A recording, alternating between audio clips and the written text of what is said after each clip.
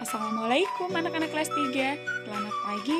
Semoga semuanya dalam keadaan sehat ya dan tetap semangat dalam belajar. Anak-anak, kembali lagi pada pembelajaran kita pada pagi hari ini di tema 3 subtema 4 tentang perubahan wujud di sekitar atau proses terjadinya hujan. Dengan tujuan pembelajaran sebagai berikut. Baiklah anak-anak, sudah siap untuk belajar? Hari ini kita akan belajar tentang proses terjadinya hujan. Kalian pernah tidak ya memperhatikan turunnya hujan atau mencari tahu proses dari mana asalnya air hujan itu?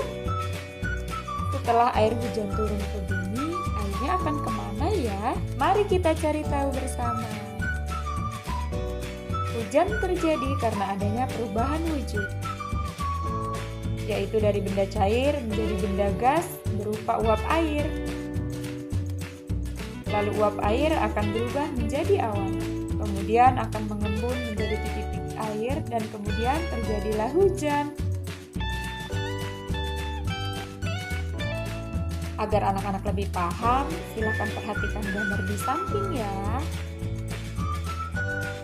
Sinar matahari dapat mengakibatkan air menguap ke udara, baik itu dari air sungai, air laut, air danau, genangan air, serta air dari kandungan makhluk hidup lainnya. Proses ini disebut dengan evaporasi. Uap air ini akan terus naik ke atas sampai ke atmosfer yang suhunya dingin. Karena semakin tinggi permukaan bumi, maka suhunya akan semakin rendah atau semakin dingin ya anak-anak. Jadi, jika uap air ini berada di suhu yang lebih tinggi, maka akan mengalami proses kondensasi, yaitu uap air berubah wujud menjadi embun. Kemudian, titik-titik embun ini berkumpul dan akan membentuk awan.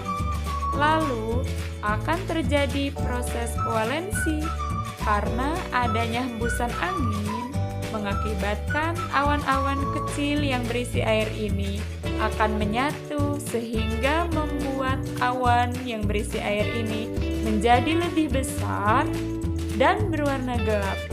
Lalu terjadilah cuaca mendung. Nah, proses awan yang menyatu, membesar dan gelap ini disebut dengan proses koalensi.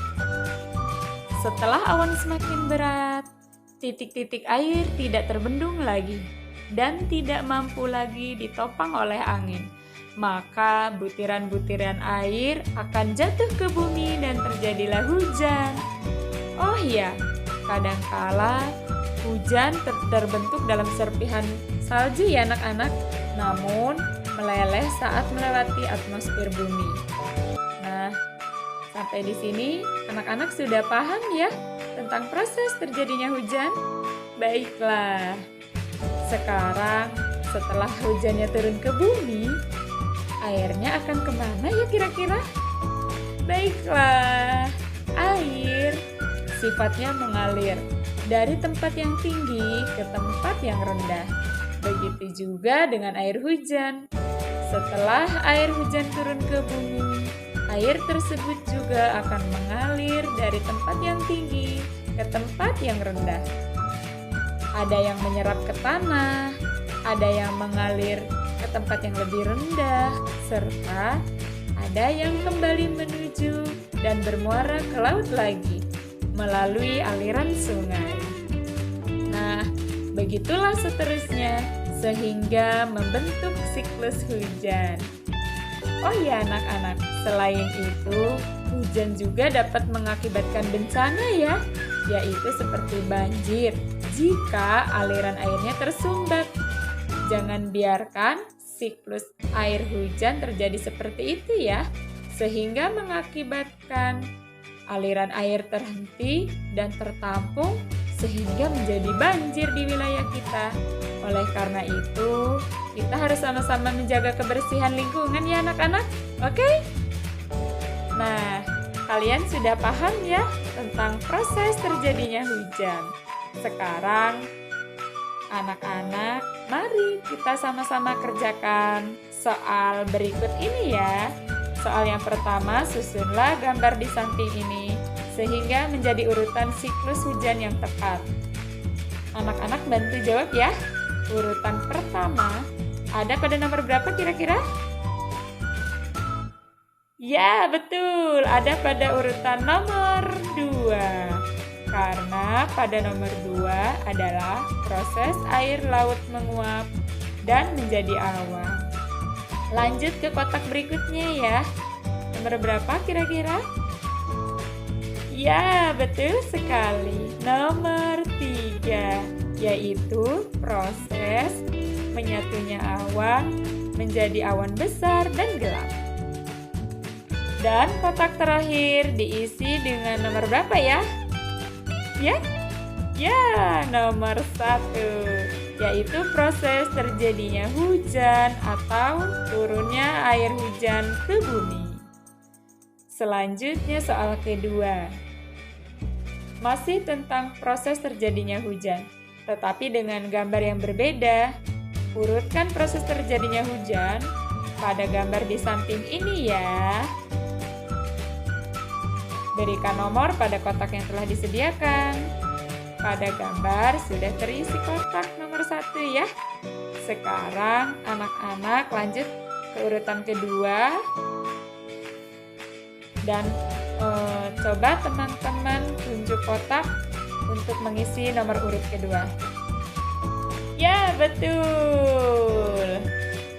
Sekarang nomor urut ketiga diisi di kotak yang mana ya? Ya, betul sekali. Lanjut ke urutan keempat. Kira-kira di kotak yang mana ya? Ya, betul. Sekarang nomor urut terakhir ada di kotak yang mana? Wah, benar sekali. Ternyata anak-anak sudah paham ya tentang siklus hujan dan proses terjadinya hujan. Sekarang anak-anak dapat menceritakan kembali ya bagaimana proses terjadinya hujan itu tahap demi tahap berdasarkan nomor urut pada gambar di samping ini ya. Jelaskan dari mulai nomor urut pertama sampai nomor urut kelima, oke? Selanjutnya, Siti hendak pergi ke rumah temannya untuk mengerjakan tugas. Saat itu hujan turun dengan derasnya. Siti menunggu hingga hujan reda. Hujan turun sejak pukul 07:15 dan berhenti pada pukul 9:10. Kira-kira berapa ya lama hujan turun pada waktu itu? Ayo kita hitung bersama ya. Hujan mulai pada pukul 07:15. Nah, kita hitung dari jam 7.15 sampai ke jam 8. Itu ada 45 menit.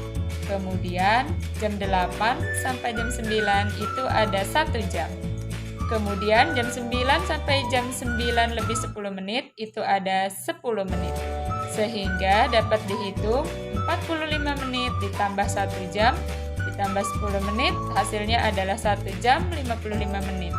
Jadi hujan turun selama 1 jam 55 menit. Supaya lebih paham, coba perhatikan soal berikut ya. Udin pergi ke sekolah diantar ayah. Udin berangkat pukul 06.25. Perjalanan dari rumah ke sekolah membutuhkan waktu 30 menit. Pukul berapa Udin sampai di sekolah? Kita mulai dari pukul 06:25 ditambah lama perjalanan 30 menit. Kira-kira pukul berapa ya sampai di sekolahan? Tinggal menjumlahkan 06.25 ditambah 30 menit.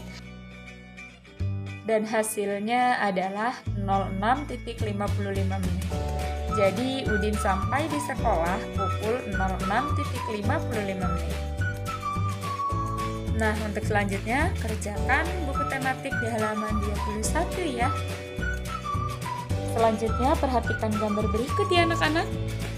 Saat musim hujan, jejak sepatu siswa membasahi lantai sekolah. Akibatnya lantai sekolah menjadi basah dan licin. Udin berjalan dengan cepat. karena takut terlambat masuk sekolah.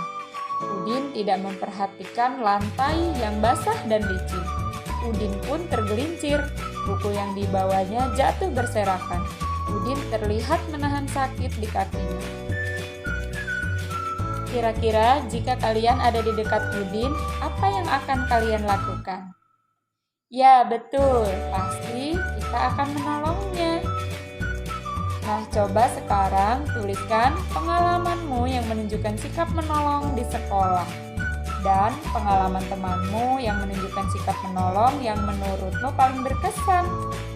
Demikianlah tadi anak-anak, rangkaian kegiatan pembelajaran kita pada hari ini. Sampai jumpa pada pembelajaran selanjutnya ya. Terima kasih. Wassalamualaikum warahmatullahi wabarakatuh. Bye.